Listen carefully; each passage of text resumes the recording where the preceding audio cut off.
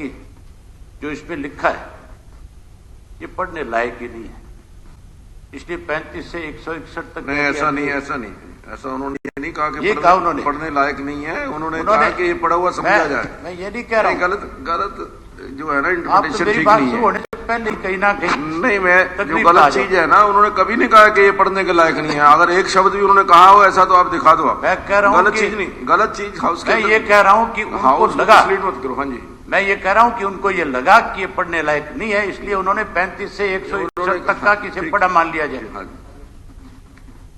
उसके बाद जहां तक विश्वास का बात है, विश्वास तो सरकार बहुत पहले से खो चुकी है। कोरोना के टाइम में विश्वास खो चुकी थी। कोरोना के बाद जब किसान आंदोलन चला, जो 3 कृषि के काले कानून बनाए गए थे, उसके खिलाफ जब आंदोलन चल रहा था तो सरकार नाम की चीज तो हरियाणा प्रदेश में थी नहीं। अगर विश्वास होता तो फिर मुख्यमंत्री का हेलीकॉप्टर कैमरा में जो उतर रहा था तो उसका विरोध नहीं होता बल्कि स्वागत होता। आपका कोई भी मंत्री इस सरकार का सड़क के रास्ते से अपने घर तक भी नहीं जा सकता था। मंत्रियों की यह हालत थी कि प्राइवेट गाड़ियों में बैठ बैठ करके और चोर रास्तों से अपने अपने घरों को जाते थे, कोई पब्लिक में नहीं जा सकता था। तो फिर विश्वास क्यों लिखा गया इसमें? विश्वास तो खत्म हो गया था पूरी तरह से। और उसके बाद का और लो आप विश्वास का, पिछले दिनों इलाहाबाद का बाई इलेक्शन हुआ था।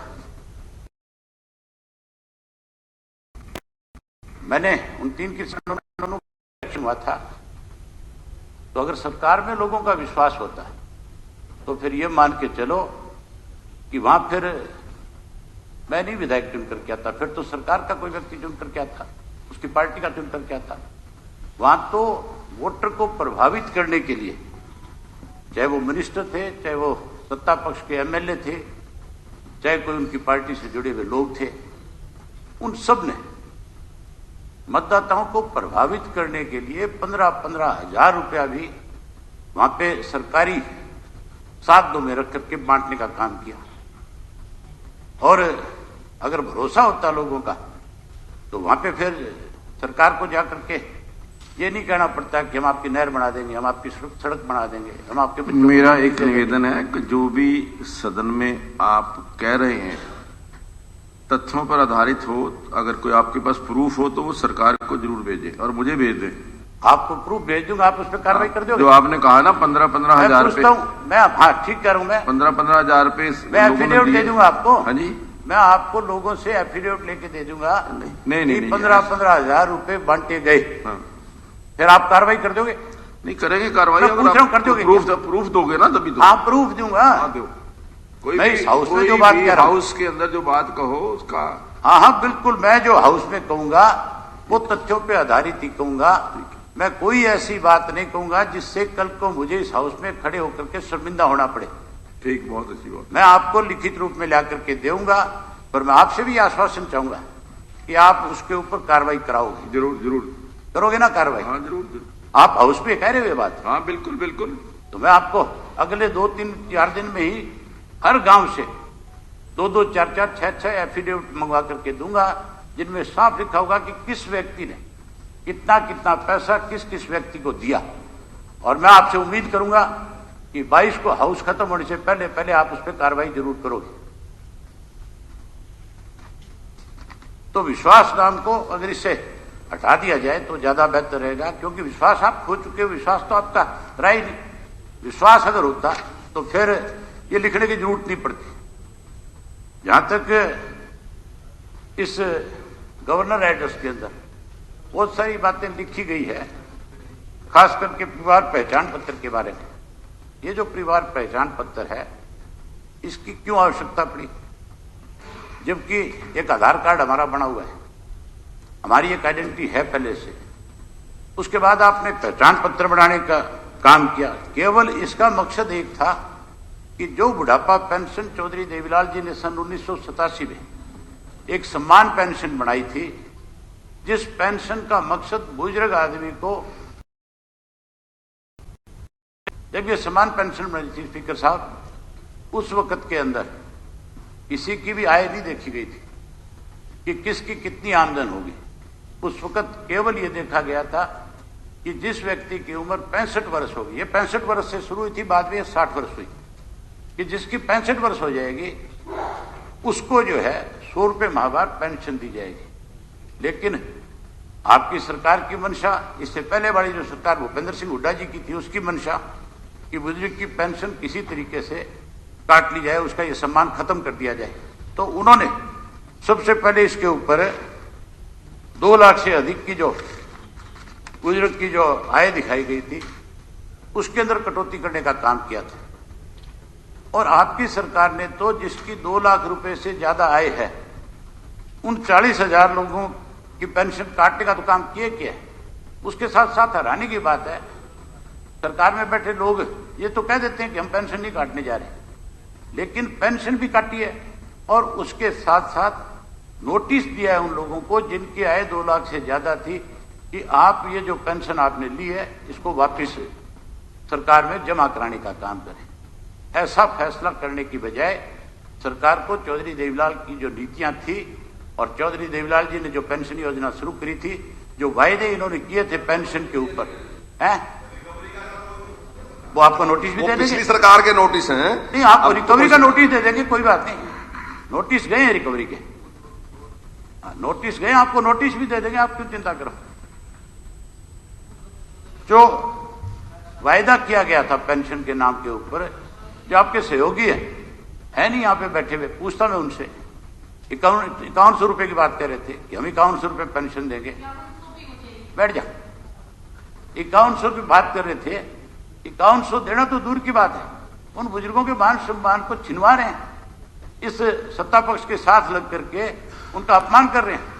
बड़ी शर्म की बात है इन लोगों के लिए कि जो ये कहते थे, ये तो ये भी कहते थे कि हम 11,000 रुपए पढ़े लिखे नौजवान को जो नौकरी में नहीं होगा, इनके मैनिफेस्टो में है कि अगर वो सरकारी नौकरी नहीं लगेगा, कोई कारोबार नहीं करेगा, तो उस पढ़े लिखे बच्चे को 11,000 रुपए बेरोजगारी भत्ता देंगे।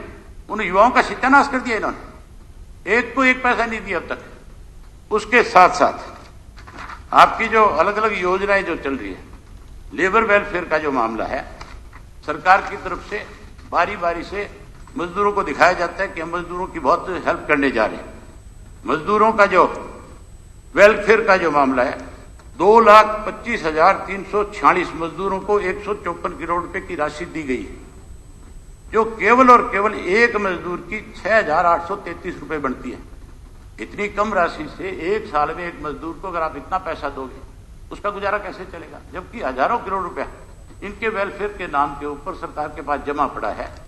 उनको ज्यादा पैसा दे करके उस गरीब आदमी की मदद करनी चाहिए, सरकार को इस पर विचार करना चाहिए। इसी तरीके से प्राकृतिक आपदा जो है, जिसकी वजह से फसलें खराब हुई है, मेरे से पहले बहुत सारे साथियों ने इस इशू को उठाया था कि जो फसलें खराब हुई उनको मुआवजा मिलना चाहिए। मुआवजा मिलना चाहिए, लेकिन उसकी फसल का मूल्य कितना है उसको भी ध्यान देना चाहिए। एक किसान के खेत में सरसों की अब की बार, ये साउथ हरियाणा के लोग बैठे, इनसे पूछो, एक की कीमत जो है 1 लाख रुपए एकड़ से ज्यादा की है, और उसको मुआवजा आप कह रहे हो 15,000 रुपए देंगे। अगर 60% खराब है तो उसको 10 भी दोगे। उसकी कितनी लागत है? उसकी लागत जो उसका आज कमाई हो रही है उसके हिसाब से मुआवजा दो, कम से कम 50,000 रुपया उसको मुआवजा मिलना चाहिए। उसके अलावा एक और कानून बनाया गया है यहाँ पे, कृषि के 3 काले कानून तो खत्म कर दिए। समय हो गया जी, समय हो गया जी। बस सिवाय इसके कोई, आपने वैसे वादा किया था कि आप जितनी देर मर्जी बोल लेना। अब तो ये कांग्रेसी भी चले गए हाथ छोड़ के। नहीं कोई बात नहीं, 10 वाला समय भी तो दो। नहीं सबको देंगे, सबको तो बराबर बोलने दो। मैं कोई गलत बात कह रहा हूँ? सबको मैं कुछ गलत बता रहा हूँ तो ये बताओ। नहीं सबको मैं कोई मैंने कहा सबको देंगे। ऐसी टिप्पणी कर रहा हूँ जिससे आपको कोई तकलीफ हो रही है? नहीं, अगर टाइम बचेगा तो सरकार को ऐसी टिप्पणी कर रहा हूँ जिससे सरकार को कोई तकलीफ, अगर टाइम सरकार ने जो कहा है, अगर टाइम मैं उसके ऊपर बता रहा हूँ, बोल रहा हूँ, कह रहा हूँ कि भी सरकार ने जो इसमें लिखा है उसमें कितनी कमी और खामियां। एक आखिरी बात करता हूँ, बैठ जाता हूँ फिर। भ्रष्टाचार का मामला ले लो आप। इस सरकार का जो है, ये कहते हैं कि हम भ्रष्टाचार पे बहुत बड़ी रोक लगाई है हमने। मुख्यमंत्री जी कहते हैं कि मैं भ्रष्टाचार को खत्म करूंगा। मुख्यमंत्री जी है नहीं, होते तो मैं उनको बताता कि इनकी सरकार के अंदर कितने घोटाले हुए हैं। अब तक 14 ऐसे घोटाले हैं जिनके ऊपर सरकार को बारी बारी चेताया गया है और एक बार भी सरकार ने एक पे भी एक्शन नहीं लिया। मैं बढ़ के बताता हूँ, लॉकडाउन के दौरान शराब का घोटाला हुआ, रजिस्ट्रियों का घोटाला हुआ, सरकारी नौकरियों में भर्ती के पैसे का लेन देन का घोटाला हुआ, धान की खरीद का घोटाला हुआ, राइस मिल के चावलों में घोटाला किया गया, ट्रांसफर का घोटाला किया गया, किलोमीटर स्कीम में घोटाला किया गया, छात्रवृत्ति घोटाला किया गया, फसल बीमा योजना प्रीमियम में घोटाला किया गया, गेहूं व सरसों की खरीद में घोटाला हुआ, अंबाला में अंतर्राष्ट्रीय फुटबॉल स्टेडियम जिसमें 46 करोड़ रुपए का घोटाला हुआ है, उसके अलावा आयुष्मान भारत योजना के तहत हरियाणा में घोटाला हुआ है, प्रधानमंत्री आवास योजना के तहत घोटाला हुआ है, अंबाला में होम्योपैथिक मेडिकल कॉलेज की नींव पड़ती करोड़ों रुपए का घोटाला हो गया। ये धन्यवाद ये विद साहब हो गया ये विद साहब का खुद का बयान है, ठीक। आप इस बयान को पढ़ लें। विद साहब ने खुद ने ये बात मानी है कि 46 करोड़ रुपए के घोटाले से लिप्त अफसर की पदोन्नति एसीएस से विज बोले की कार्रवाई करूंगा।